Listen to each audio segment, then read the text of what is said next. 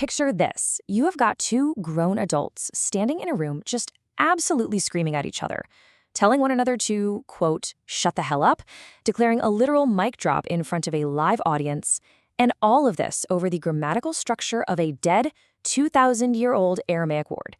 I mean, it is absolutely wild. Welcome to this explainer. Today's source material is just fascinating because it reveals exactly how the quest for theological dominance can turn ancient sacred texts into modern debate theater. We are going to deconstruct a highly contentious interfaith debate today, specifically zeroing in on the anatomy of intellectual dishonesty. But hey, before we go a single step further, we have to establish rule number 1, strict neutrality. We are entirely neutral here. We are not endorsing any religious, theological, or political viewpoints. We are absolutely not here to pick a theological winner between Judaism, Christianity, or Islam. Instead, our job is strictly analytical. We are looking at the architecture of these arguments to spot the manipulation, the logical leaps, and honestly, the sheer hostility people use to secure a victory at any cost. Here is our roadmap for this explainer. First, the anatomy of a debate. Second, gerrymandering ancient history. Third, the phonetic illusion trap. Fourth, the messianic bait and switch. Fifth, fake citations and mic drops. And finally, the ultimate irony. Section 1. The anatomy of a debate. Setting the foundation.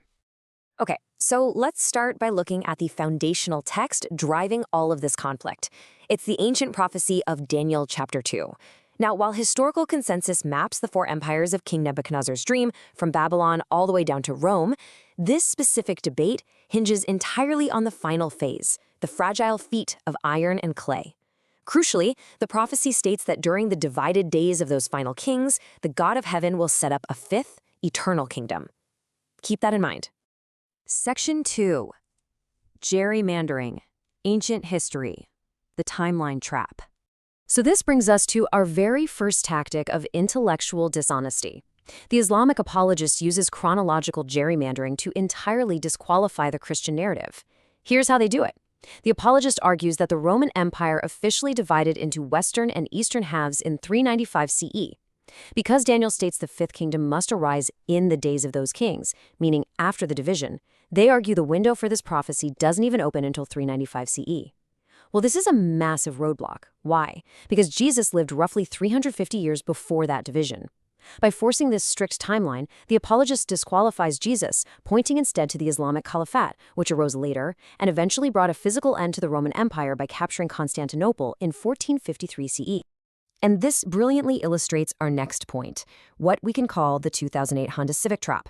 See, the Christian debater pushes back by pointing out that the collapse of Rome was a remarkably messy, centuries-long disintegration. It was not a neat calendar event. Plus, the promised kingdom is a spiritual one. By demanding a strictly geopolitical 7th century timeline for a heavenly prophecy, it's kind of like changing the rules of the game mid-play. You are forcing ancient, symbolic, spiritual prophecy into strict modern borders. It is exactly like prophesying a great leader will arrive, but then artificially demanding they must arrive driving a 2008 Honda Civic. You're just narrowing the criteria to perfectly match your own preferred history. Section 3. The phonetic illusion trap. Linguistic gymnastics.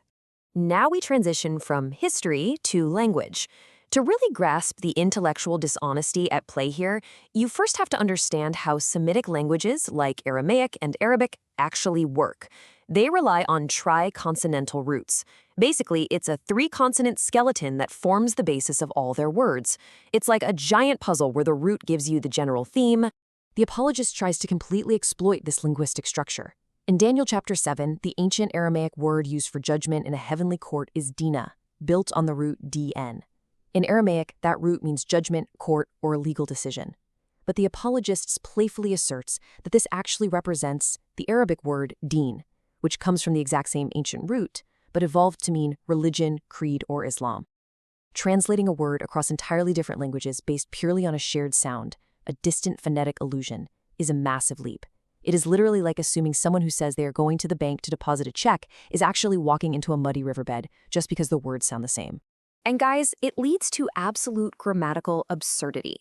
In the original Aramaic text, the word serves as the subject of a passive verb in a heavenly court session where a legal ruling is being handed down. If you force the Arabic definition of religion onto this Aramaic text, you end up with the grammatically impossible, completely nonsensical phrase, the religion sat down. They are literally sacrificing textual integrity, narrative context, and basic grammar just to secure a theological victory based on a phonetic coincidence. Section 4. The Messianic Bait and Switch, Redefining Titles. So once words are gerrymandered, you inevitably have to redefine entire titles, and the ultimate battleground in these debates is the title, the Son of Man. Now, to claim this title for the Prophet Muhammad, the Islamic apologist has to navigate around a major theological roadblock, which is the biblical requirement of a Davidic bloodline. To bypass this, they use what we can call the Cyrus prototype strategy. They argue that because God called the pagan Persian king Cyrus his anointed messenger in the Old Testament, well then Muhammad can also be considered an anointed prototype or messenger, effectively bypassing the ancient lineage requirements entirely. But if we actually break down this false equivalence, it reveals a stark contrast. King Cyrus was a mortal, earthly ruler who was given temporary military power, and his empire was eventually destroyed. The Son of Man in Daniel 7, however, is a divine or heavenly figure. He is explicitly described using imagery exclusive to the divine. He is literally called a cloud rider, and his kingdom is described as indestructible and eternal. Equating a temporary earthly king with an eternal, divine cloud rider completely ignores the text's clear attributes. It is a classic bait and switch designed to blur the lines of the original text. Section 5. Fake Citations and Mic Drops. Debate Theater. Let's step away from the logic for a second and look at the actual theater in the room when arguments begin to break down. In the transcript, the intellectual arguments devolve into pure hostility over an Aramaic word pelek, meaning to serve or worship. In a frantic attempt to forcefully prove his point that the Son of Man is worshipped, the Islamic apologist aggressively and confidently fabricates a citation. He just declares, Rashi says the Son of Man is worshipped. He tries to use the highly respected medieval Jewish commentator Rashi to force an immediate win. But the Christian debater immediately calls his bluff. They scramble, they pull up the actual text, and they reveal the truth. The actual citation says the Son of Man represents the nation of Israel, and because the nation of Israel is certainly not worshipped as divine by the Jewish people, the apologist's claim completely unravels. But the apologist just pivots, acting as if being proven wrong was his plan all along. This absolutely proves that algorithms and ego are prioritizing a viral mic drop over veracity. The debate has devolved into a zero-sum game of rhetorical gotchas where people stop reading the text to see what it actually means and start weaponizing it for a 10-second social media clip. Section 6. The Ultimate Irony, Dust and Humility. To wrap up our explainer today, I really want to step back from all the screaming and look at the profound irony of the specific title they are fighting so viciously to claim. Think about the actual origins of the title Son of Man, Ben Adam in Hebrew or Baranash in Aramaic. Long before it was this majestic, apocalyptic powerhouse title in the book of Daniel, it was the Old Testament's ultimate symbol of our tiny, fragile human limitation. It was an ancient symbol of human loneliness, frailty, mortality, and the literal dust from which humanity was made.